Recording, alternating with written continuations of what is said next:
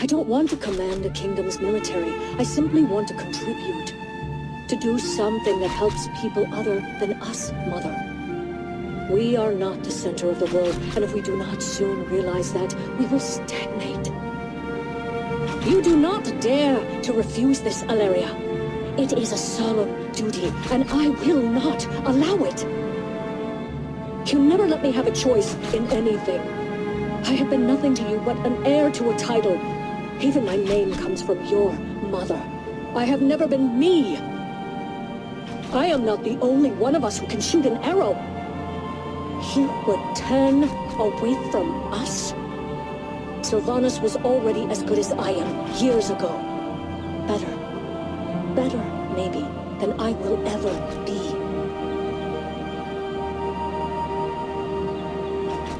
I may be your second choice, Mother, but you will see that I am not second best.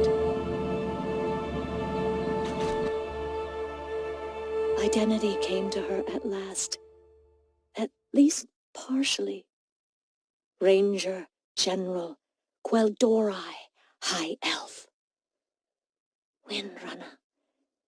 I am Sylvanas Windrunner. As if this realization had burst a dam, the fragments of recollection started to pour into her mind, flooding it, bombarding, overwhelming. The dead turned into something else, unliving things. A prince, a king, a knight of death.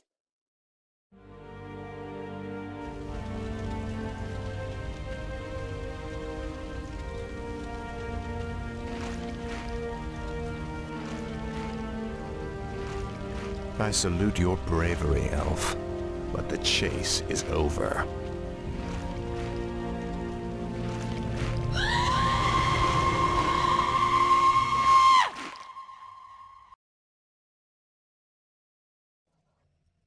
How little valor was worth in the end.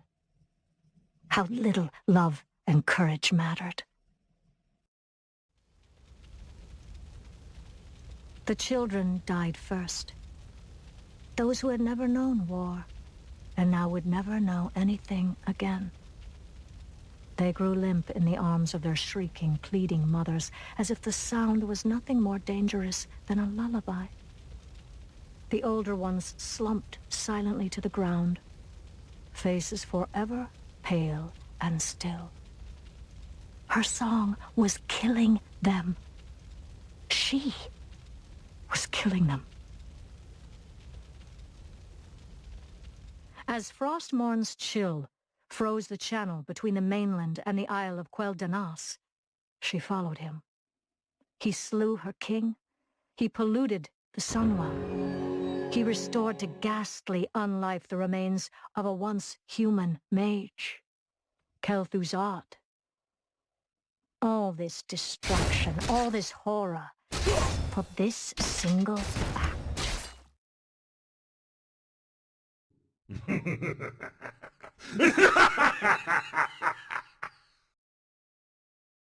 I don't remember the exact moment I wrested control.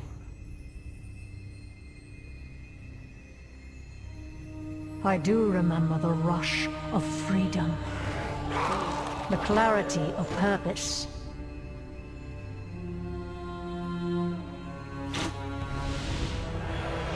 When I loosed my arrow, I sought to become his judge and his executioner.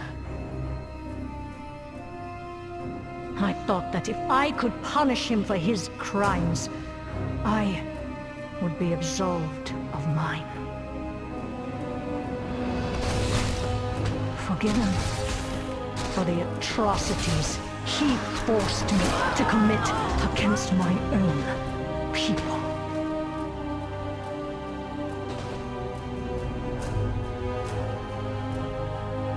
But there would be no justice that day. For anyone.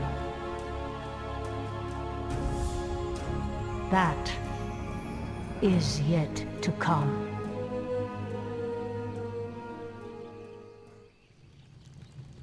No, do not fear that we will stray toward the Alliance. They have shown clearly enough how they view us. It is my great hope that the Horde can look past our appearances to what we have to offer. Currently, the Horde only has support in Kalimdor. We are not the old Horde. Conquest and domination are not our goals. But still, I intend to keep my people safe and unthirsty.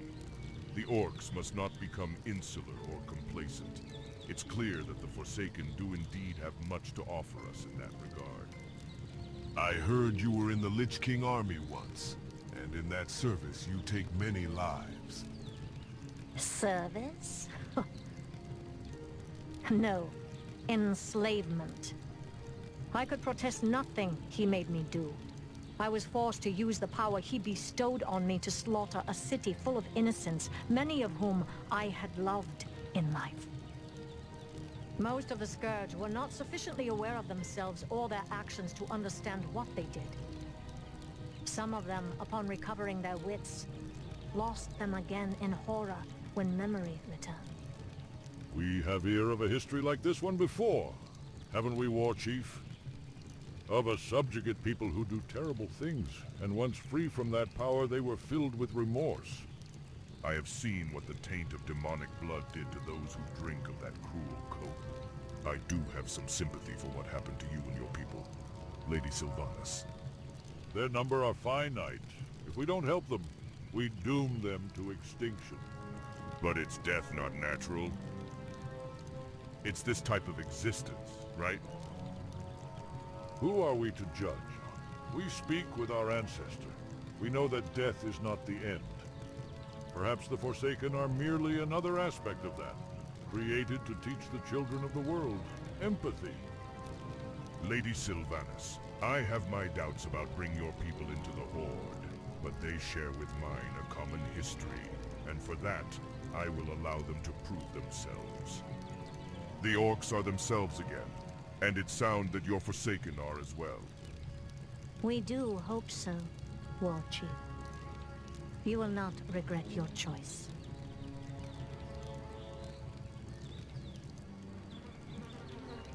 You see, I'm afraid there was some spillage. Dranosh had a nasty accident with a rune blade. Bolvar developed a bit of a cough, as did a few hundred others. And Arthas left the party early. Putris, what have you... What have we done? I will be the one that herald the Legion's victory over the traitors Lich King, not you.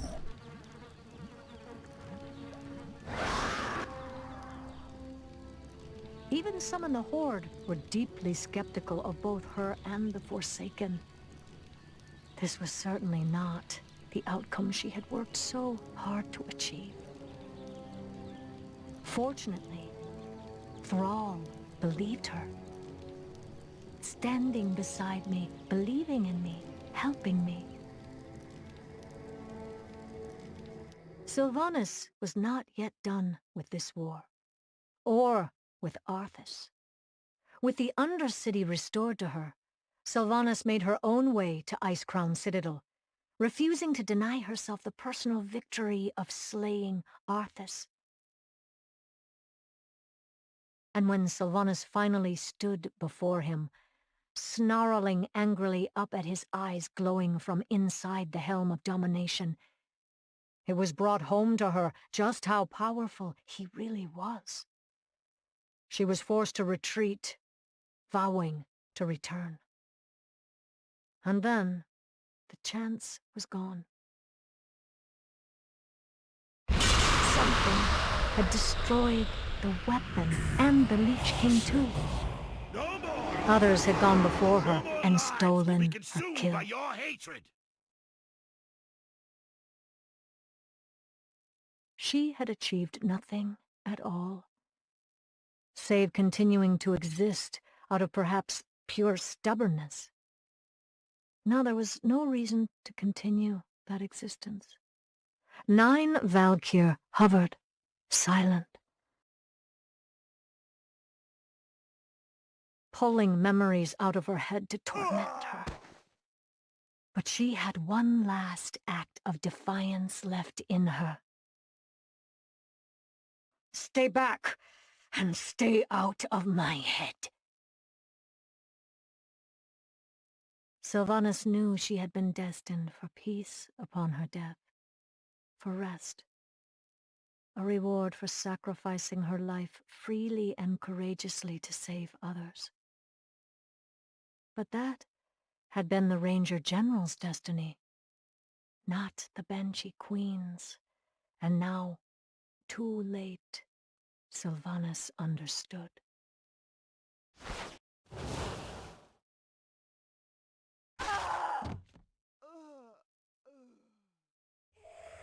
She saw only darkness. Even though she lacked a body with which to physically feel, emotions ripped her apart from inside her own awareness. Agony, fear, regret. Sylvanas would have screamed, but she had no mouth.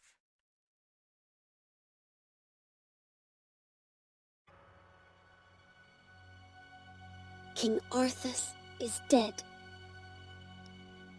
And you, Sylvanas, after committing suicide, when you can no longer see the meaning of living, you experience the dark oblivion that awaits you on the other side of the veil.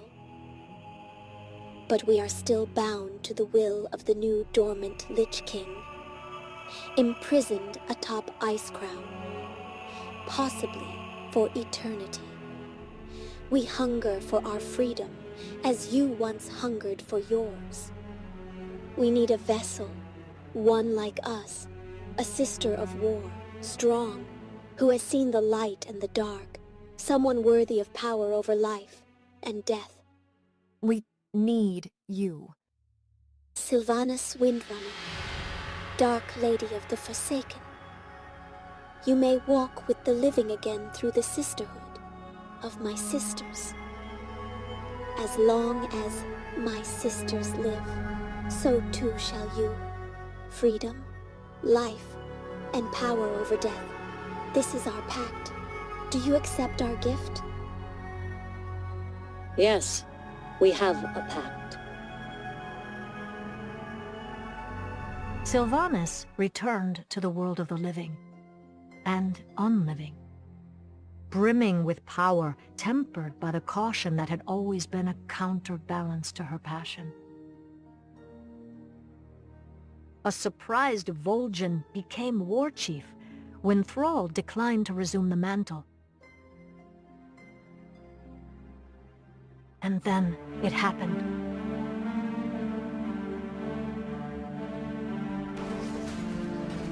We'll take the ridge and cover your flank. Take up positions! We hold them off! We have to!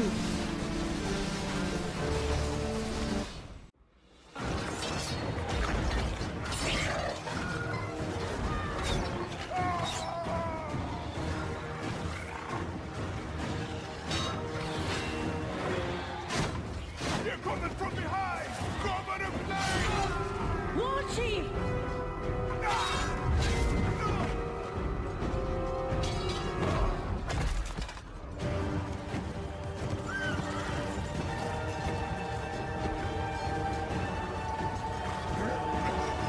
Do not let the Horde die this day. There was a choice, but in reality, it was no choice at all. Without the Horde, we'll be overrun!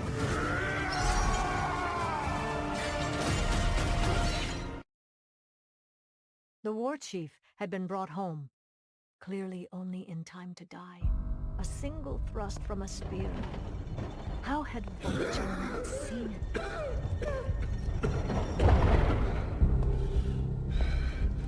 Windrunner, come forward.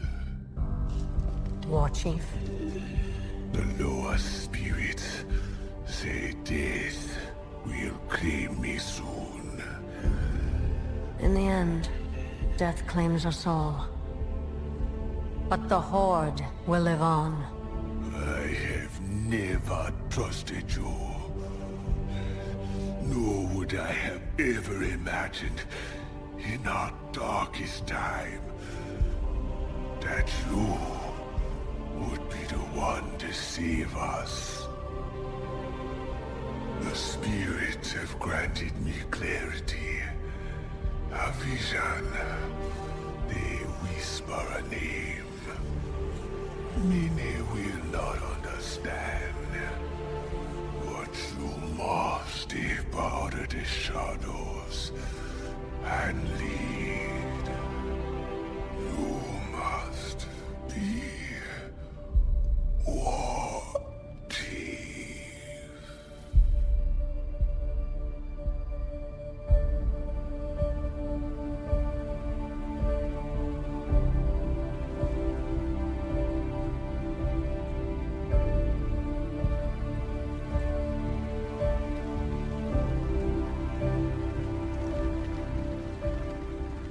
Vol'jin is dead.